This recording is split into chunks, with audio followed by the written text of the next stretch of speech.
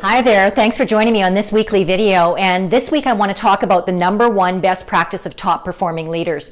And it might surprise you what it is. The actual #1 best practice that I have found in the 25 plus years that I've been a leader, but also the leaders that I've coached and that I've consulted with over the years, is here's what I've observed. They've all learned that in order to be the best leader that they can possibly be, that they must practice elevated self-care. Yes, that's the #1 best practice. Elevated self-care. And what does that include? Well, it includes two areas of self-care. #1, physical well-being. Almost every top performing leader takes very good care of their vessel, their body. They exercise, they fuel their bodies nutritionally. They pay attention to taking care of their wellness so that they can be there and be available for themselves and for their teams. And so they understand that physical well-being means physical vitality and ability to be highly motivated and to perform at high levels for yourself and team.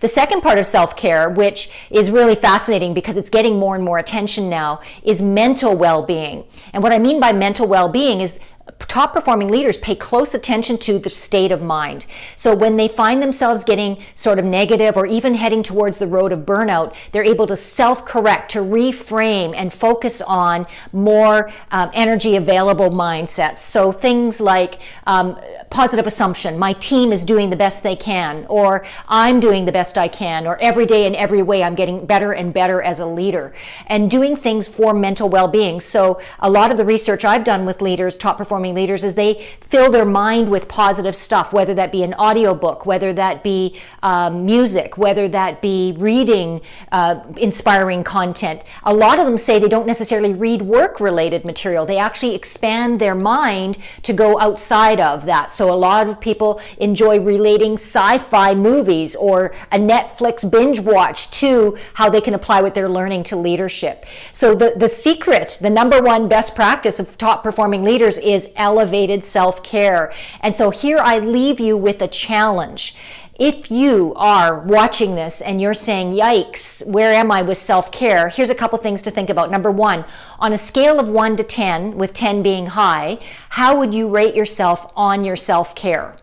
Now, depending on what your number is, you have some opportunities. If your number is 7 to 10, good for you. Cheers, celebration. And it means that you can also go, okay, how do I continue to elevate my self-care so that I'm continually refueling and rebuilding my capacity as a leader? If you answered between 5 and 7, then that means you're probably doing some things for your self-care, but you're not consistent, or you're not elevating what you could be doing for self-care. And if you rated yourself below 5, then you really, really need to reevaluate and say to yourself, what can I do to take care of myself on a daily basis so that I fill my cup, that I refuel, and that I can be a better performer for myself and for my team. Just a quick insight, and for me, I have really elevated my self-care in the last 5 years. I do regular daily things like mindfulness, and you don't have to be a yogi or a meditator to really benefit from mindfulness.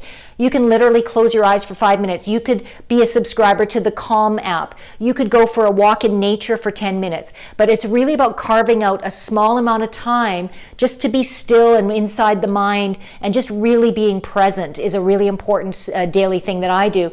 The other thing I do is I listen to motivational music. Motivational for me is gospel music or classical music or old 80s music. I say old because 80s was one of my decades. But really, what are the things that add joy and inspiration to you?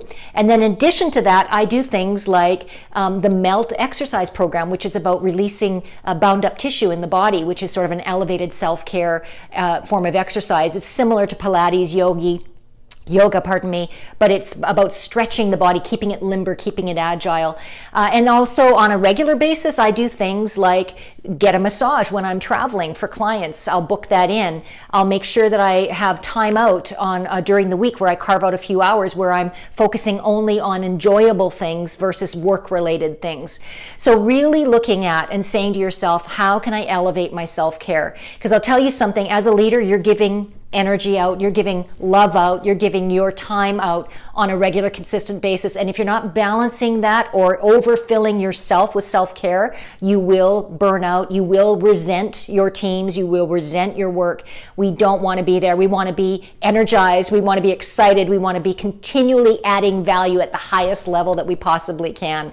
So my challenge to you this week is, how can you up-level your self-care? Take care. See you next week.